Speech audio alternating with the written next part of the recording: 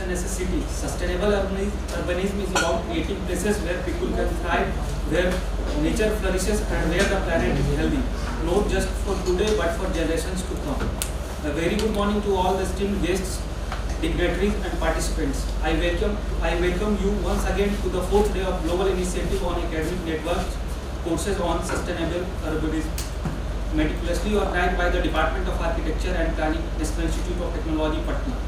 Yesterday we had a discussion on unsustainable economic growth and sustainable economic growth, and then followed by a group activity to know different countries' cities. We also had a discussion on different economic and industry theory, and ended with an engaging video. Thanks a lot for that. Today we will be focusing on unsustainable urban land development, urban sprawl, and sustainable urban development. How to combat urban sprawl, and followed by class activities. Over to Dr. William.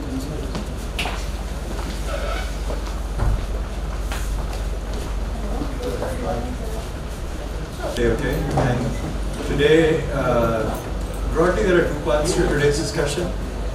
First, I'll take about 10 or 15 minutes to discuss the article that I told you about, that article, 10 or 15 minutes about that, and after that we'll get into this topic, measuring sustainability, okay? And we spent a lot of time yesterday discussing economic aspects of sustainability, and you remember the one diagram, economic development is one of them. Today we'll spend a lot of time discussing the other two circles in the one diagram, okay, measuring sustainability. So I know this is the more exciting one actually for most of you, because the economic stuff is not so exciting. We finish that. This will be much more interesting and exciting. Okay, so let me get into, so this is the diagram from the article, right? Scott's article. So rather than me telling you everything about the article, let me ask you what you got out of the article after reading the article. Okay? So any thoughts that came to your mind, or any ideas that came to your mind after reading that article?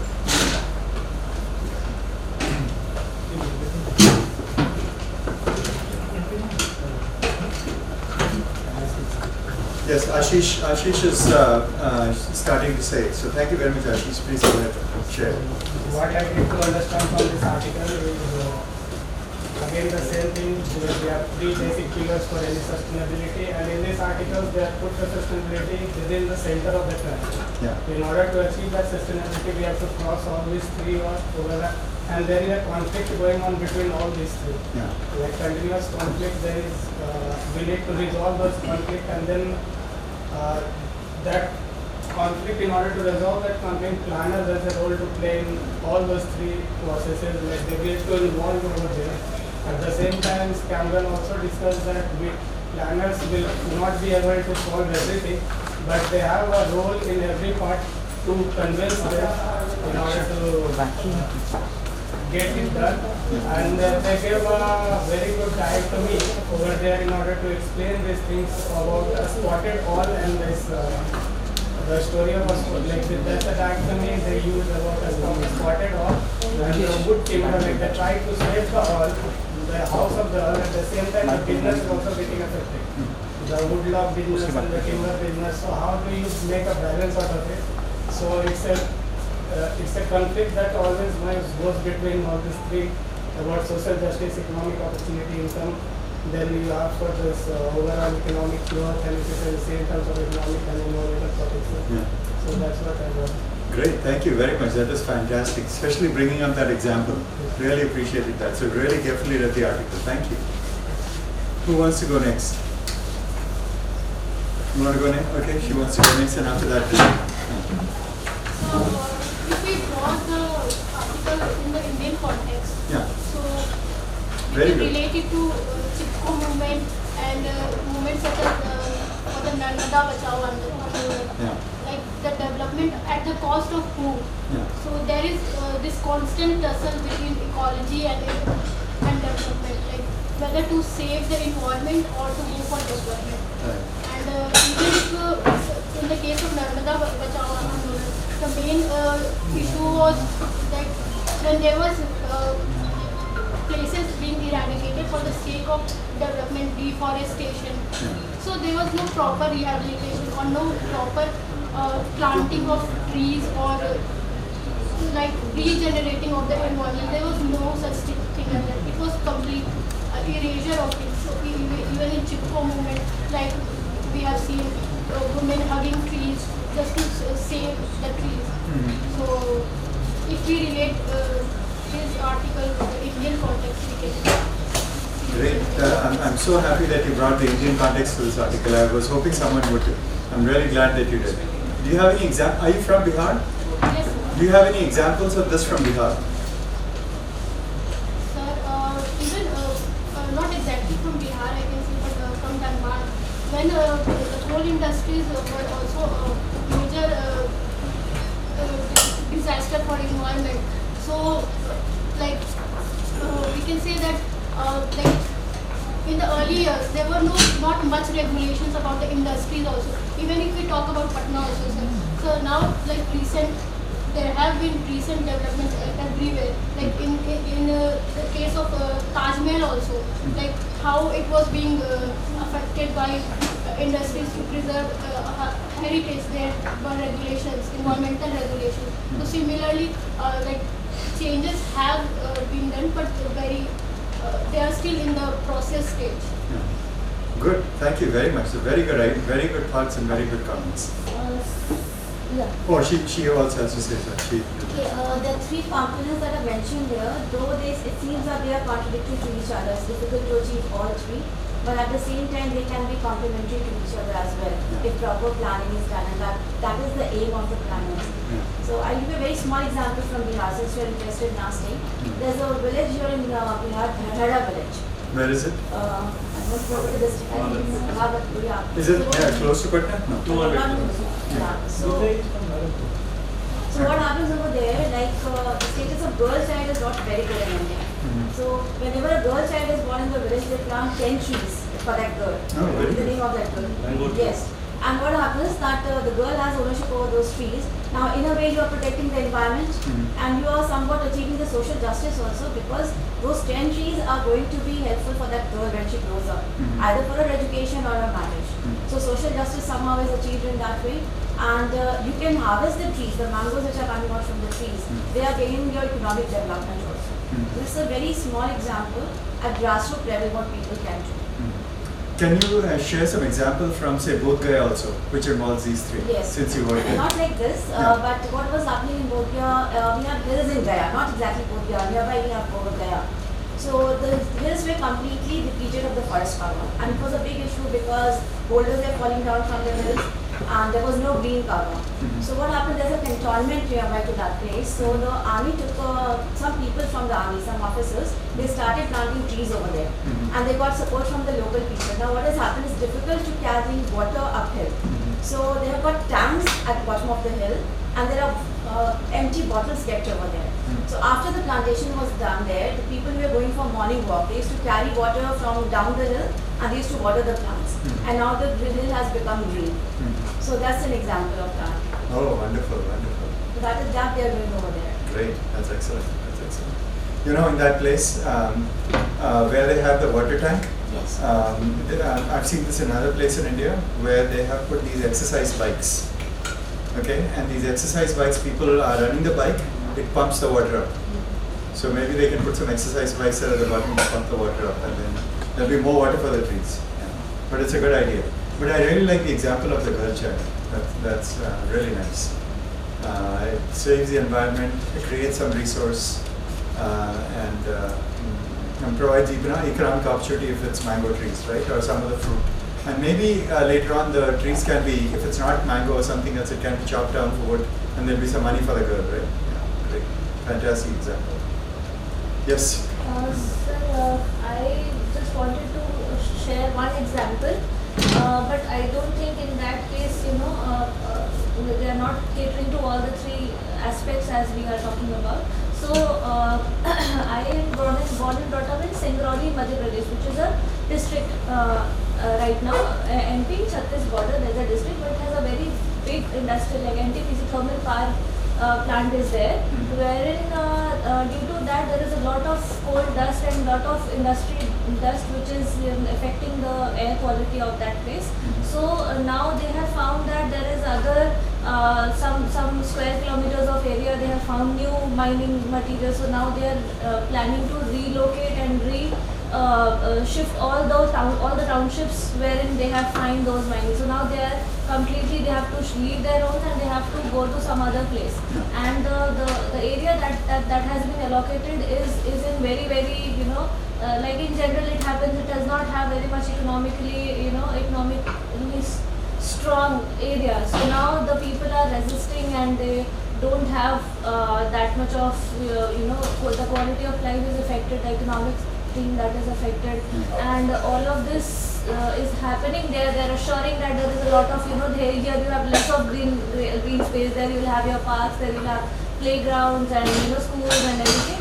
But on paper it's there, but when the site visit or some documentation happened, they could not find actually what they're saying, what they're proposing, but on ground it's not there. So somehow this kind of conflicts also come in when we are trying to, we say that we are making it more sustainable, we are giving a better lifestyle, we are saving the environment. It does not happen as much in some of the cases. Right, in many cases actually, many cases. So in this example, are town planners involved? I'm not sure, sir, because it's a very small place and there are no registered as town planners as such. I think There might be some consultants, right? Town planning consultants might be involved. Yes, yes. In this girl-child example, I'm pretty sure there are no town planners involved. It's a community doing it. Yeah. And they are coming up with the exact sustainable kind of model without town planners. Yes. So there are wonderful examples like this in the country, everywhere, in all countries. We've got to learn from people who don't have professional qualifications like us. They're doing wonderful things. And maybe bring those lessons to classes. So the next generation of planners will learn that these things are possible, and people without a master's degree in planning are doing this. Because that's a fantastic example, right? That's a really good example. Yeah. We should learn from it. Yeah, exactly. Are there anyone else? Yeah, of course, yeah, please. So recently the Bihar government, what they have done, all those water bodies, whether small or large, like pond or smaller lakes, or Ahar and Binder concept where the low-lying areas used to get water. They map with the help of planners and GIS, etc. In whole Bihar, they mapped all the existing water bodies. And on the record, on the land record, they found out what all the water bodies that has been encroached by the building or by, and they removed all the encroachment. Okay. So that was the good initiative in terms of the land use sustainability. That it's an important part. All the water bodies or the low-lying areas or the wetlands are the integral part of any ecosystem. Yeah. So the urge of the human being is to grab everything, whatever is there, and fill it, and make the houses and residential. Yeah. So that is a good initiative by the government side in order to protect the water bodies. Yeah. That's wonderful. Anyone else?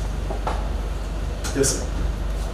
Sir, in terms of there is a conflict also, like the property conflict, the development and resource conflict, all things are going.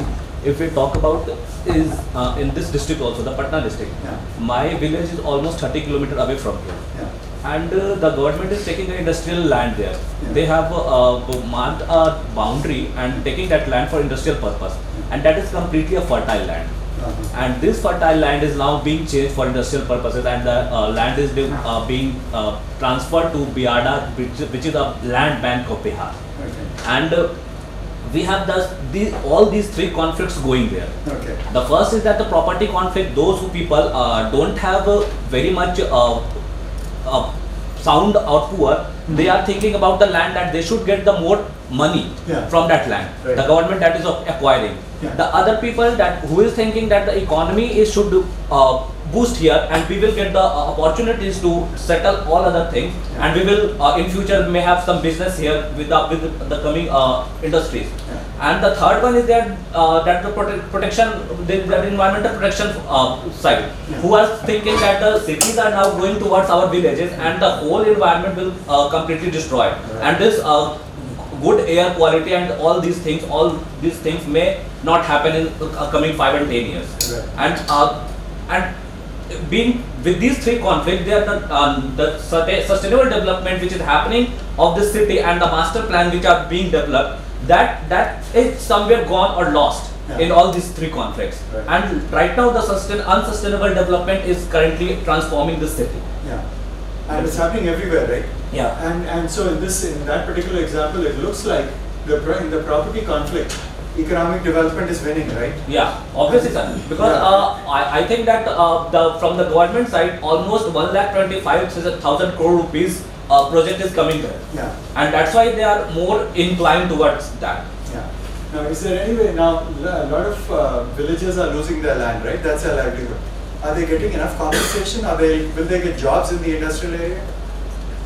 The whole thing is not seen now. They don't have actually came to the villages that what they are going to do or not. But the starting DPR, the plan has started, and they have now just bounding all these villages and their land, and further then they will talk what is happening. Yeah. But first of all, the issue is that the property conflict, the more poor people whose land price has less, they are trying to get more. Yeah. First of all, their concern is that first of all give me the more money, and then we will think about the environment economy or whether I want to give it or not give it to the government. Exactly. Yes. Exactly. And the DPR is happening without resolving that problem, right? Yeah. And so what might happen is after everyone has spent 2-3 years making the DPR, finally there'll be a political conflict and the project might not go ahead, right? Yeah. So it is so important to solve these conflicts as we move ahead. And Yeah. the conflicts Obviously, are obviously. there. Yeah. Good, thank you very much. Anyone else? The compensation amount is not always equal to the market. That's true. It's always less than that. Yeah. But government has substantially increased it, four yeah. times for the urban areas. Yeah. But not always at the market. Yeah, can you talk a little bit about that? Because, in 2014, the Land Acquisition Act, so the Land Acquisition Act was changed in 2014, right? The act was there from 1894, from British times. Yes. So that was changed in 2014, 2015. And apparently that change has really made land acquisition much more easier and much more fairer to people whose property is being lost, right? Yes. Can you guys speak about that? Like what's happening? Like I don't know, since you brought up the price of land, can anyone talk about that? Has it really made it more fair? After you and then you. First. Land acquisition is now it's not only acquisition but also to address the livelihood of all those people who are affected. Yeah. Either in terms of compensation, in terms of monetary compensation or some job training. Okay. So that is the great part that was added in this land acquisition. And also they have said that the acquisition of land, what should be the criteria? Means if it is an agricultural land, high quality agricultural land, it should not be in that case. But for those fallow lands which are less agricultural. Fortunately, we have most of the agricultural land in Bihar. All those fallow lands and the Jharkhand. But still, if you want to put some industrial activity, you will have to take all those fertile land. So any project Bihar government wants, they will have to seek the fertile land. The only way is to give them sufficient compensation so that they can start other activities, or they can settle somewhere else. So that is the current dynamics. But always, wherever land is involved, there will be conflict. Yeah. In the government and the ownership. So that's because both brothers will fight here for the land in Bihar or anywhere in India. Yeah. So that is an important issue where fighting or that clash will happen. Yeah. So that clash will be between government and the state. So the compensation amount is much better and people might get bigger money, larger amount of money, right? It's quite high. Quite high. What I've seen, the government has acquired land to build 4 lane between Gaya to Patna, and the locals are very happy about that. Yeah. Overnight, the value of land has risen. They've got good compensation for that. And the thing is that people don't want to live in the villages anymore. Yeah. The moment they get the compensation money, they try to move out of the village and shift to urban area. Okay. That is what is happening. So I have 2 questions, all related to that. The compensation amount and people wanting to shift. Okay. One is most of the people who are living in these villages and remote places, they are now getting like maybe a big amount, like 4 or 5 lakhs. More than Crores. Okay. Now in their entire life, they've never seen more than 4 or 5 lakhs. And now they're getting a crore of money. So in many other countries, when poor people have such big amounts coming to them, what generally happens is they very quickly lose it all in gambling or alcohol. That happened in Haryana. All those guys purchased BMWs and those. Bihar, they are much smarter. They invested in Bihar, they will not Some have bought purchase helicopters in Haryana. They will purchase more land. They purchase flats in urban areas and send their kids to better education institutions. That is what they are doing. That is what they're doing. Okay, so Priya wants to say something. I just want to add, in Haryana they don't only get the money, but they are rigid that you just give us a job. One family, one person will get the job, and then only they. And it's not for that means for the next generation, one will be always employed over there. So this is, I think, somehow a good management. Yeah, and they are very rigid about that in Haryana.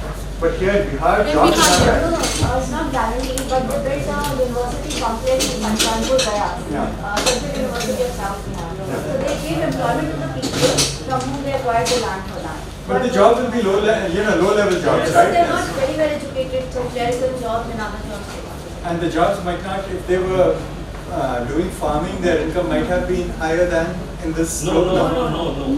Job has a better income as compared to Compared to farming. Always. Plus they got the compensation money as well. They got Whatever, money. even the lowest job will fetch more money than the Farming. Okay. Now, here's a planning question. Like a lot of people, planners know GIS, right? And one of the issues when acquiring land in Bihar is a lot of the land is very fertile. Is there a framework for assessing fertility of land? There is. What is it called? Yeah. Soil health card Soil health card. at the block levels. Okay. At the block level. So it is for each block. They will have a health card for, or it will be for, say, 100 meter grid or something. Actually, it is not working like that. The people who want to get their soil health card, they can get only. The government is not assessing the whole land. Oh, okay. Why Right now. doesn't the government do that? No. The government can do that, right? Yeah, government can do that, obviously. Yeah. We have a land use survey. The report comes every year. So land is categorized into different categories based on this use. So maybe that can be of some use. They classify land as fallow also, barren also, uncultivated land also. Yeah. So barren land can be acquired, there's no problem. Yeah, exactly. And also we have a type of means both kharif, we call it as summer kharif and rabi fasal. Both the crop are there in a year, or a single crop is there, or only vegetable garden type of is there. So it is categorized.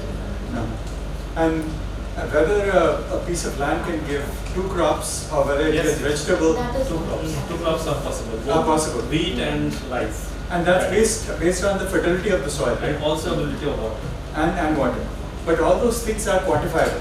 Yes. I mean, you know the quantity of the quality of the soil. You know how much moisture is in the ground, and the government can easily through mapping get all this information. They can map the entire place, right? On a 150 meter grid or something like that. So at 1 acre level. So that is done. That is done. Remote sensing, even our students are doing. Yeah. So maybe students can publish the entire They are doing it. soil scorecard for the entire Doing state. here. They are talking about land surface temperature, soil moisture content, NDVI, greenery, and all. They are doing it. That's great. But maybe NIT Patna can make it available publicly. There are publications. Public. Publications. Great. Excellent. Okay. Other comments based on the article. This is good discussion. Yeah. One thing more with that land is that no, sir, the exact ownership of the land is always complicated. Why? Because my grandfather is there, he did not transfer to my uncles. 4 or 5 uncles are there. So that is not transferred, legally not transferred. But it was transferred only to Then- one of his sons. No. Not transferred. Equally among all. Without a will, he must have passed away. That is what is done in So what happens now? Their grandchildren will again quarrel this part. So most of the lands get in litigations. That is the bad part of the land. Okay. So majority of the civil cases Are about land. That system of making a will is not there in India. Privilege. Or I think everyone in this family would have some litigation with them. Everyone has. Every family. And sometimes takes more than a century in order to get the true verdict, because in 1870 we have filed the case, the verdict is now coming like that. Yeah, tell you what. There is a बहुत सारा सुधार आ रहा है. We are changing land records or land Now land reforms. records are becoming online, so the situation is slightly improved. No, that's very good. But I've been tracking one very famous case about land rights. You know which case is that? Amartya Sen and Shanti Niketan University. You know the case, right? His house is Yeah. So, so Amartya Sen is a famous guy, right? And apparently his grandfather donated some land to this, and now Shanti Niketan is saying, no, it wasn't a donation, and they're trying to get him out. And he's saying, no, this is my land. So they are not letting them innovate also. yeah, they're not even Now letting. what happens nowadays in Bihar, because since it is being digitalized, Yeah. you go every villages in the Bihar, there is a quarrel among the family. Yeah. There is a big fight going on, brother is not talking, Yeah. brothers, sisters are not talking because they want their say into that the land. So a lot of litigation going on in around, because in order to get it digitalized, everybody wants to know it was like that. So a lot of things moved down into this one. And in the process, nothing is happening on that land, right? Yes, No, someone filed a case, nobody will touch it. So it's a Dhara 372 or something is there, so nobody will touch it. It will remain like that only. Yeah. And nobody is able to use it. Apart from ownership, that is a different story. There is one more story that all the lands that are marked, it is separated by some arbitrary either Rajna or something like that. Every year someone will try to grab the other's land. Yes. So that is an also important issue apart from the ownership. Yeah. So someone grabbing others 1 feet or half feet every year, so that marking moves on. Yes. So that is also And people Yes, are sir. grabbing government land as Ah, well. yes, yes. Government land. And Important they part. demand compensation from the Important government part. after To that. get out of On it. either side of the railway line, both sides of the railway line, plus national highways, that land is of the government to a certain extent. I think 20 feet or 25 feet. But people make a house over there, they grab that land. That Yeah, is- yeah. Even my husband says that whenever they go for inspection, they say that when we go for inspection, we said this is the land, we're not supposed to build in this, like this is government norm. But when they go, all the squatter and the development has happened, and they say no, this is my land and we are living here for past 10 years. How can you say that? Yeah. So they just own it like anything. Yeah. Like here in Lucknow, so beyond the embankment, you can't make any construction. Government is not responsible for that. Since the river has shifted, just go that side. You'll find multiple apartments are coming over there. On the other side of the embankment, On the other side of the embankment. which might get flooded whenever the river gets It got flooded. flooded a few years back. Mhm. Till the first flood of the war. even a colony here is also located on government land, which people don't. Rajiv Nagar, the colony's name is Rajiv Nagar. Yeah. Around 300 houses were demolished there. But Oh, then they got have a to stay change the order. name to Modi Nagar, then there'll be no demolition.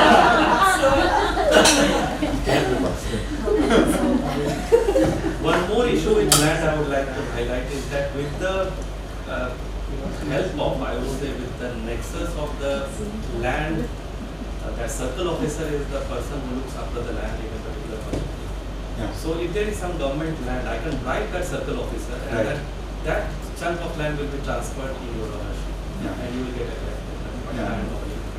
So That that's is the the thing. nexus that has been developed between the government office. And that has to be broken, right? That affects all of this. This entire triangle is completely affected by that because of that corruption. Yeah. Sir, one more thing that I have seen in case of this rehabilitation and resettlement, they know that this is a residential colony. But once you have, you will apply for this R&R for that case, so it is a residential, but what they will do is one of the rooms they say that how much you give me, how much rooms are there, they'll come to inspect and all of that. So they temporarily they prepare a room, they'll make us show that this is a go down, they show that this is a commercial property, so that they get compensation with compensation. respect to the commercial property and not residential.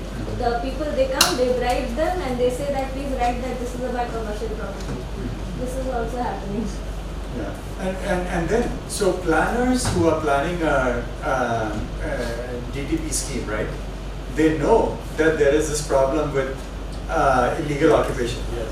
Why are they still making a scheme for that? Because it's still a problematic, right? Just avoid that place and do something else, right? And so that I wonder why that happens, because they know it is a challenge. And most likely, if you are a 30-year-old planner making the DTP scheme, that scheme is not going to happen by the time you retire because of this challenge, right? So some way that they can get out of that. But Bypass sir, that. if you don't attack those challenges now, it will keep on repeating and it will become the part of the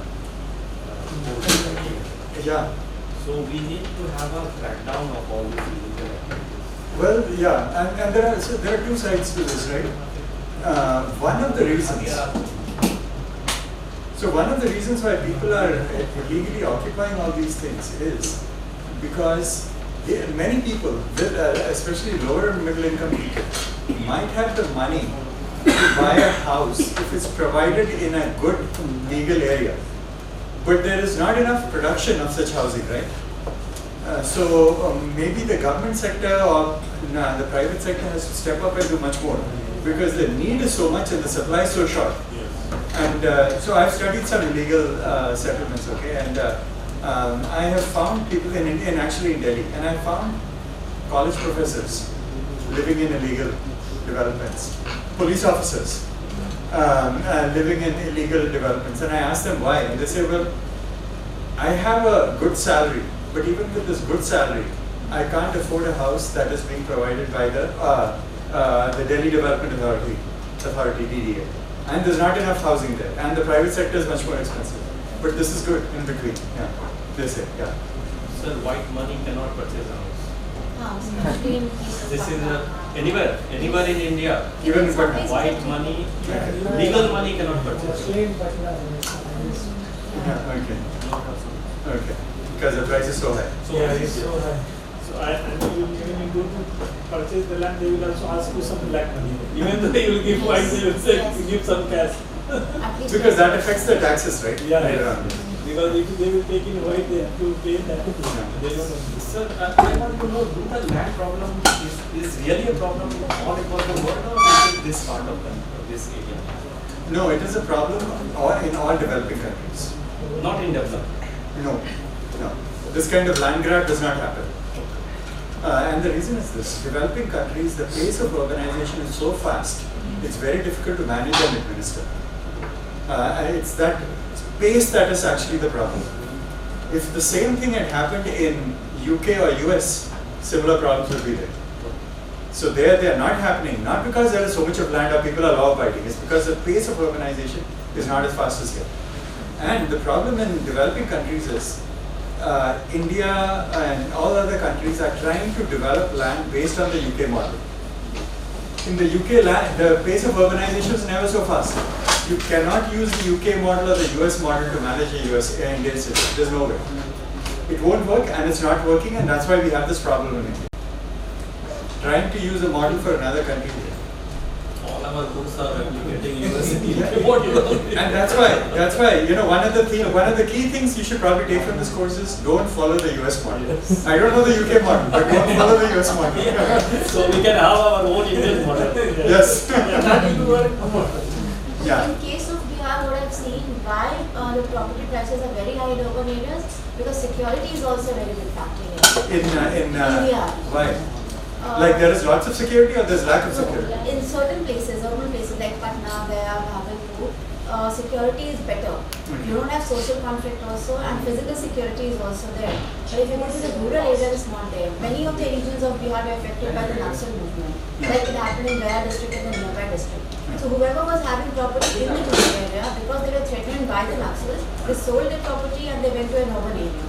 They sold their property to whom? To anyone, to Naxals, mostly people who were related to them at very low prices, and then they moved to urban areas. So people in southern parts of Bihar, they moved to Gaya. So because of that, the land became very high priced over there. Okay. And similarly, the same thing happened in Patna also. All the development, all the connectivity that you have, that is there in Patna. Okay. So you'll find that Patna has a population of 27 lakhs, and the second largest city has a population of 6 lakhs. Big difference. Big difference because of that. So Patna in Bihar, Patna is the primate city. Private city Yeah. is By a big number. Yeah. In eastern India, after Kolkata, this is the Patna. Patna is the primate city. Okay. In entire eastern India. Yeah, okay. But Kolkata, that's Patna. Great. Because no other city is as developed, no Not other as facilities, no security reasons are also there, connectivity is there, job everything is there. opportunities. Like we don't have any satellite towns as such, which are growing so that people don't migrate. Most of the floating population is of, I think, majority students for coaching and all. It's very good and cheaper here. And one more development is that the whole development is concentrated in this Patna only. Development meaning urban development and economic development. Both. Every kind of development. By our chief minister, only 2 districts are there, Patna and his hometown, that is Rajgir and Nalanda. Okay. And all other districts That is skewed development. Everything you are focusing on is And you know, at the state level, there's a planning organization, right? State planning board, state planning. every decision is taken by a single person. Single person.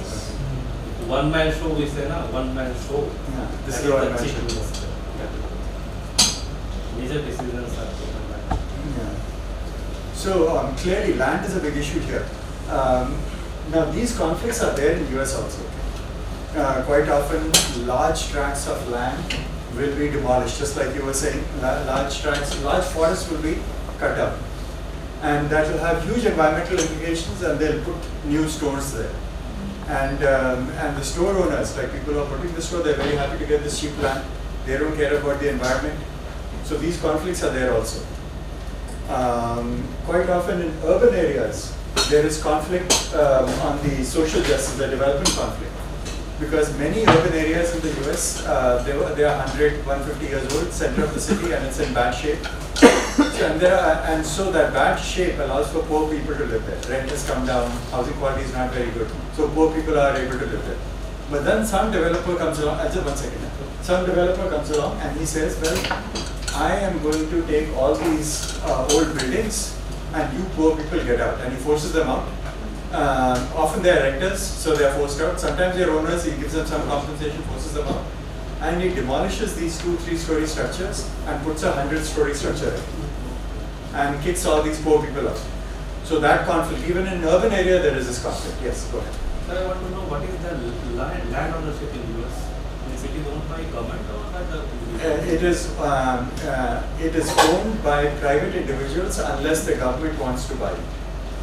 And all those lying away from the cities or Everything is in private ownership except about 30 to 35% of the land has been designated as a national park or some kind of environmental resource. So in those areas, the land is still owned by the private, not by the government, but the private person cannot do anything on it, nothing. Now sometimes before the designation, private owners will say, this thing is, let us say there is some unique, there are lots, it's a forest area and there's some unique bird there. And it is thousands of acres and the government wants to designate this as a preserve to protect that bird. So the property owners will say, if you do that, we will lose our source of livelihood, we can't cut this and cultivate. So the government will say, and they will oppose it. So the government will say, okay, we'll buy this land and compensate them, and the government takes over. But often it is, the land is privately owned, and private people can use it for their own personal thing, but not for commercial activities. And they continue to live on that land, and the government has not owned it. in terms of agricultural land also there is private ownership? Everything is privately owned. Everything is privately owned. So, but US have huge chunk of it. Huge chunk of land. And one of the biggest landowners is a guy that all of you know, is Bill Gates. Achha. The big landowner, biggest landowner. Is the biggest landowner, biggest single individual landowner. Individual landowner, Yeah. yes. Is Bill Gates.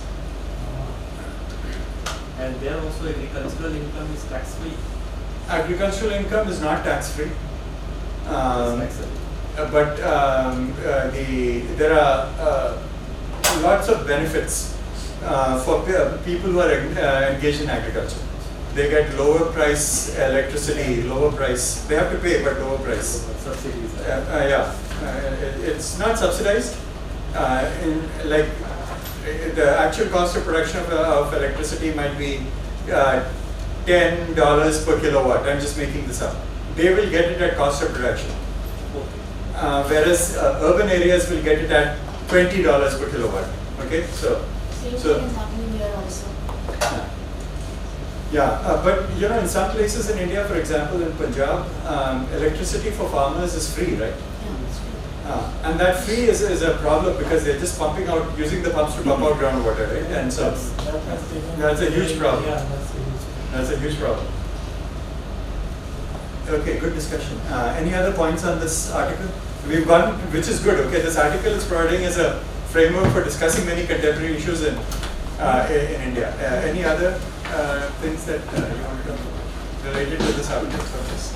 I have many developed countries, they give lot of, I would say, today I was mentioning that incentives to the farmer to do the farming business. While I was interacting in Switzerland, some of the local the planner and all, they were taking the government gives a lot of money to the farmer in order to keep their land so beautifully so that they can pass through and then you can feel that they grow also. They they give a lot of incentive to the farmer in order to manage it very well so that from the road from the rail you pass, you will see that it's well controlled. Yeah. So they give two incentives actually. Thank you so much. So there are, yes, they give that in many European countries, they do that. Not so much, the view is a side benefit of why they're giving the incentive. The main reason why they're giving the incentive is otherwise farmers are giving up farming. And they are going somewhere. Yeah, and two things would happen. Either the area will be taken over by some natural vegetation, might not look very good. Because the good looking parts of, let's say, Switzerland are parts that have not been touched by human intervention. Right? And once you have, so you have tall trees and all of that. But when you just give up farming, the forest cover will take 20-30 years to come. So for 20-30 years, this land will not look good. That's the visual aspect. But the real reason why they're doing it is, often farmers, when they leave, they sell this land to corporate farmers. And they come and then engage in lots of really bad farming practices. So they're encouraging like small farmers and giving them incentives to stay. In my state, for instance, if someone moves into the state, my state has lots of land for agriculture, okay? If someone moves into the state to practice from outside the state to practice agriculture, the state will give them 10 acres for free. But they have to practice agriculture and do nothing else, and they have to make a living from that. They have to show that. Why? Because they want to keep this land in agriculture. Okay. The same kind of incentive is also given in the Japan. Yeah, right. They want to engage with the people there, so they don't want to corporates to intervene because they don't want to degrade their grain. So they want to protect the local farmer land holding, and they don't want intervention from the corporate. Yeah, exactly. They train them how to use the drone and other stuff in order to do the agriculture. Yeah. But they don't allow the corporates to come Yeah. because their new corporate is coming, they will spoil that. Exactly. And in many places, what they do is to encourage farmers. You know, when corporate farmers, when companies come into agriculture, they have economies of scale. So they can sell 1 kilo of potatoes at 100 rupees. But when a small person is farming, he has to sell it for 300 rupees to make some profit. So what is happening is, there is this movement called community supported agriculture, CSA. So what happens is small farmers will say, we are a small farmer, we are cultivating this. Our products, each potato plant will get individual attention. We will not put any fertilizer or everything, no weed killer, nothing. You will get really good thing, but we want you to sign up with us, become a member of this for 1 year, and say that we will give, say, 5,000 rupees, and for 5,000 rupees, from March to October, every week, this farmer will bring to their house whatever they have grown. And the people signing up know that they are paying more, but they do it for two reasons. One, they know that this is really organic. Second, they know that they are supporting small farmers and fighting against corporates. So they do it for that purpose. I think that's a wonderful reason. It's a wonderful example. It can be done anywhere. There is no technology required, no banking required. It's just that community arrangement.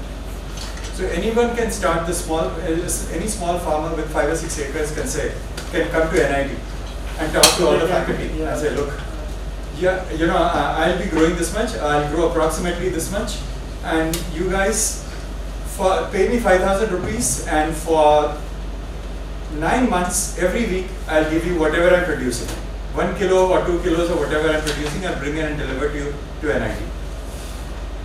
And it works very well, okay? And they give very good quality product and it's fresh. Because it's just coming from, that morning, it is coming this evening and it is coming to your house. So it's worth exploring, and that supports the small person, because in India also commercial agriculture is happening. Many places commercial agriculture is coming in. So I don't know if it's come to Bihar area, but like Patna, it has come. It will become bigger because they can, economies of scale, they can sell the product cheaper and still make a huge profit. And the small farmer cannot compete with that price. They'll be forced out of business. I guess that's the only solution, sir. When I read this paper, all the challenges that we have can only be met by recognizing the necessities that we studied in the government, Right. and by mutual cohesion and agreeing upon certain guidelines that we will be doing this in a community basis. Good, that's fantastic. You really read the article well, because that was my second slide, the slide after this. How can we solve these problems? So we really read this article well and thought about it. Thank you so much. Anyone else wants to talk about this article and anything that they found? Okay, now Scott says that these challenges are all there. In some developed countries, perhaps not in developing countries, in some developed countries, people are saying that we should go back to a lifestyle like we had 50, 100 years ago. Then these conflicts will not be so bad. Okay?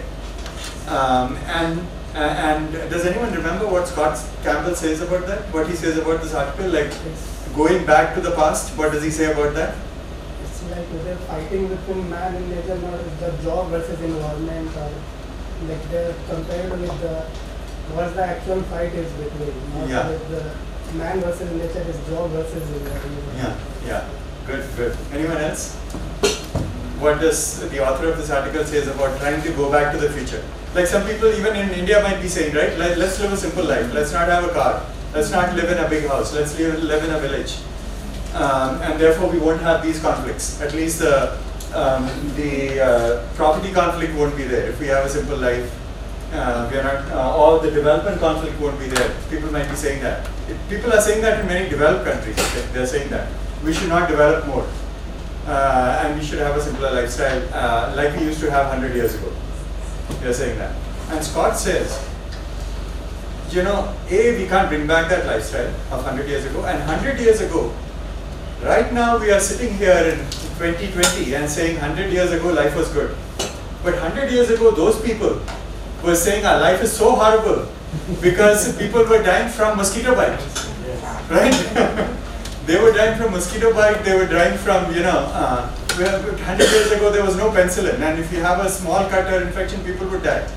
So there, even though there were this conflicts were not so bad as today, the quality of life was not so good those days. So he's saying you can't go back, and B, even if you possibly could go back, you'll very quickly say, come back to this 2020. At least we malaria bites, mosquito bites will not kill us.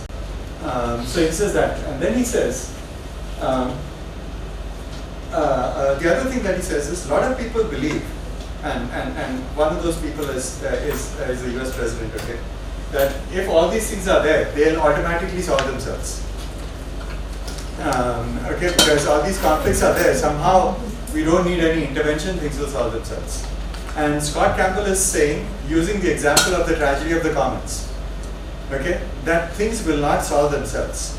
Like all the farmers in the tragedy of commons, all the people with the cattle owners in the tragedy of the commons, they saw this problem happening and they didn't intervene. Even though it was going against their interests, as the numbers were going up, each one was trying to capture his share of the profits, even as the commons the pasture was degrading. So Scott Campbell says that's the only way. We have to, we have to intervene, the government has to intervene, or a community has to intervene. It does not have to be the government all the time. Okay, the government, but if a group of people, like a CSA, right, community supported agriculture, a group of people come together, you don't need the Bihar State Ministry of Agriculture to do it, or the Bihar State Ministry of Farming, or Bihar State Ministry of Commerce to do it. Just a group of people can say, okay, let's do the CSA and do it. There's nothing preventing you from doing it, it can be done. Right, and so that's what he's saying, Scott Campbell. And it's happening. So people are listening to what he has been saying, and things are happening. These are the conflicts, and he says we need to definitely come up with a vision for the future where we can aspire to have sustainable development. And sustainable development will not happen overnight. Even if we come up with something, we won't have it by tomorrow. But just like if you want to, let's say, drive by car from Patna to Delhi, it's not possible to get there tomorrow. But as long as you know where you're headed, and as long as you have some steps, you can do it in 2 or 3 days, right? You will get there. So he says we got to do that, and have a vision of how this could be, how this sustainable existence could be. He says, in any kind of approach towards sustainable development, it has to be incremental, probably cannot be very sudden. We have to go for the long-term goal, and we have to get all political parties behind it. Okay, it cannot be the agenda of one political party. In the US, I can tell you, I don't know how if environmental support for environmental issues, I don't know if it varies by party in India. Okay, I don't know, but I can tell you about what's happening in the US. In 1960, 1970. Okay, let me just go back. Today, the Democrats in US are seen as the more progressive party. Okay, they are for social welfare and all those things. They are also the party of environmental protection. Okay, Democrats are trying to preserve the Arctic area, and big areas they're trying to preserve, and Trump is opening up all the Arctic for drilling and all that. Okay, the Democrats are fighting him because they want the Arctic preserved and all that. In 1960 and 1970, it was the opposite. In 1960 and 1970, it was the Trump's party, Republicans, who were trying to preserve the environment. Okay? And some of the major legislation that in the US, we have something called the Clean Water Act, Clean Air Act. Those acts were passed by a Republican government, by a Republican president. So things have changed. Parties have switched position on this thing. But there was a point in the 1980s and 1990s, the two parties were in the same place. They were headed in different directions. There were two ships going in different directions. But in the 90s, 80s and 90s, they were in the same place. That's when the maximum progress in environment happened in the US. So it is important to get political support from all political parties to make this happen. Now there's a big fight. Trump is saying there's no climate change, there's no global warming. Okay. It is a natural process. 50 years ago, his party was saying we must preserve the environment, we must preserve the water. The party's ideology also changes during the circle. Yeah, but there was this moment between the 1980s and 1990s, both parties were in the same place on the environment. So there was big progress there. That would be the wonderful is when you talk about the parties. Yeah. Because generally there is always a dichotomy between the social equity and then the economic efficiency and environmental protection. So basically, if you look around the world where the democracy is, generally one party is trying to get the social equity. Yeah. They are trying to address that, balancing these two. Yeah. The other one is always trying to get the economic efficiency. Yeah. That the Republican is now doing that exactly. That. Well, that's what he's saying. I don't think that's what's happening, but that's what he's saying. But the earlier regime that as he claims that the economic efficiency was there, that the per capita income has gone up when the Trump was in the earlier regime. No, not during that time. Yeah, income really went up when there was two presidents called George Bush. When the father Bush was in power, then income really went up. Yeah. That's when big income happened. That's what I don't know how much he is lying, but he made the only economic efficiency. The only time, okay, this is being recorded, so I can't say this. I was going to say something about our president, but the US president. But that is the advantage we have got in India. You was getting anything. No, there also, he also fight. Yeah, we also fight this. He come here, fight and then. Democracy में यही है. In decency, you can say anything what you want. But no, there also we can say. I mean, we say that all the time. There also. Yeah. Okay, so in urban areas, Scott says we need to have careful land use planning and architectural design and government regulations on that. and he talks about bioregionalism where different areas are sustainable. There are large tracts of land are sustainable. Okay, one of the countries that has done a wonderful job on this is the country of New Zealand. Okay, New Zealand recognized, for example, let us say Bihar becomes very conscious of the purity of water in the country, and they put in lots of regulations. Ganga water, you can't have thrown into the Ganga because the Ganga, and we people in Bihar really get. And then, let's say, people in UP say, yeah, it's a holy. This is the only place. This is the only place where we can dump it. Now it's one river, right? So Bihar, which is downstream, is concerned about the quality of the water, and they're trying to do things. UP, that is upstream, does not care. In spite of all that Bihar is doing. So environmental respect political boundaries. The fact that an environmental issue boundary problem to solve the problem. So people who do environmental look at development purely from an environment, they say one of the best ways of organizing political is on the leadership. So for example, if it's one state, then all the policies will reflect the priority. So you won't have this conflict, UP not liking and Bihar wanting to. So about 25 years ago, the country of New Zealand said, different states or different districts in the country, we care about the environment, so they organize their political boundary. Difficult task, remember, think about the boundary of Bihar. Okay? Do it. It'll be very difficult to do it, but political, the stamina power to do it. So they did that. Technical innovations can changing people's attitudes towards. That's a big thing. And one of the things, as we all know, in urban areas, I'll talk about this later. I'll give you some examples. Also from India, but in urban. Not just in India, in many Indian urban areas, trash on the streets, right? And at the same time, a lot of people like to keep their houses very clean. Outside, because it's polluted. Not in my backyard. Yeah, it's polluted. So, but that's a thing that can be changed. Right? Indore has done it. So a big city, 2.6 million, same as Patna, population has done it. Ambikapur, population 200,000, has done it, where people are concerned about the earth. So people's attitudes can be changed. And in a very short period of time. In Indore, it was changed in 2 or 3 years. In Ambikapur, maybe in 15 or 16 months, they changed it. People's mindset. So it can be changed. I mean, we might assume, walking through the streets, that there's so much of trash lying around, how will we change this? But it has been done in India in a very short period of time. Okay, so it's about 1 hour or so since we started. This is another,